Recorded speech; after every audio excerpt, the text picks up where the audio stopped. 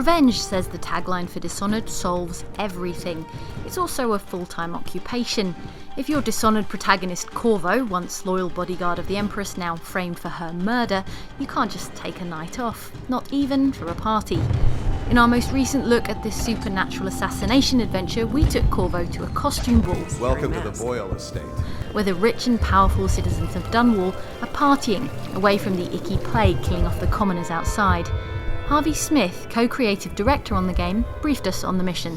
There's a woman named Lady Boyle who is funding the military for the tyrant. She's like a powerful, corrupt aristocrat. And you have to figure out which of the Boyle sisters is, in fact, the Lady Boyle that you're after. You can do this with cunning detective work by collecting clues as to which of the 3 Boyle sisters is the one you need to murder, or you can go in and smash everyone up, just to be safe. And that's Dishonored to a T. Like the game as a whole, it's completely freeform and sandboxy, not in the sense that you've got a huge open world to vengefully romp around in, but in the sense that there are lots and lots of ways of getting each job done. As we've seen in previous showings of Dishonored, Corvo is no ordinary bodyguard turned assassin. Between his natty magical hand tattoo and sweet steampunk mask, he can freeze time, possess living things, and summon swarms of rats, as well as perforate enemies with crossbow bolts and slice them up with razor traps. Things get really interesting though when you blend these upgradable abilities together in combat, or use them to seek out alternative paths through the non-linear environments. The teleporting blink power is especially handy for hopping between buildings. Giving this kind of flexibility to players is what Harvey Smith, designer of Deus Ex, need we remind you, is all about. He says anything less than this kind of expressive freedom is not even really a video game.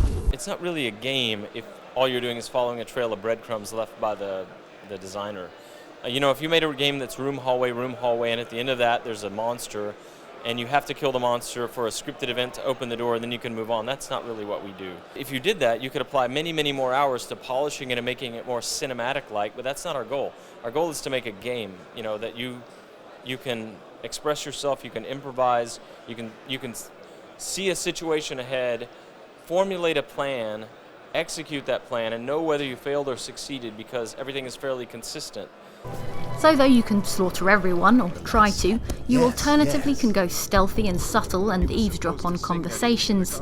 In this particular mission there's an exciting extra layer of social stealth because it's a masked ball, so no one realises you were that extremely dangerous assassin they've heard so much about. You're a scandal in that mask. I like a man with poor judgment. If you do blow your cover, you're going to have half the guards in Dunwall on you faster than you can say, I left my invite in my other jacket. Oh look, this is the one with the grenades in it. You'll also have to contend with these guys, masked guards equipped with anti-Corvo field generators or something. Another upshot of Dishonored's brand of player freedom is a campaign length that varies wildly from person to person. Some people finish the game, if they're very direct, they finish it in about 13 hours.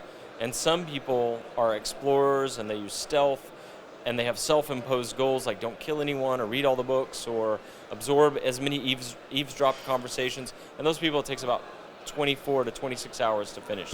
26 hours sounds good to us. With its freeform action and wealth of choices, Dishonored promises to be one of those games where the overarching official plot comes second to the unique individual stories experienced by each player. We fully expect to be swapping our own Dishonored revenge anecdotes upon launch in October.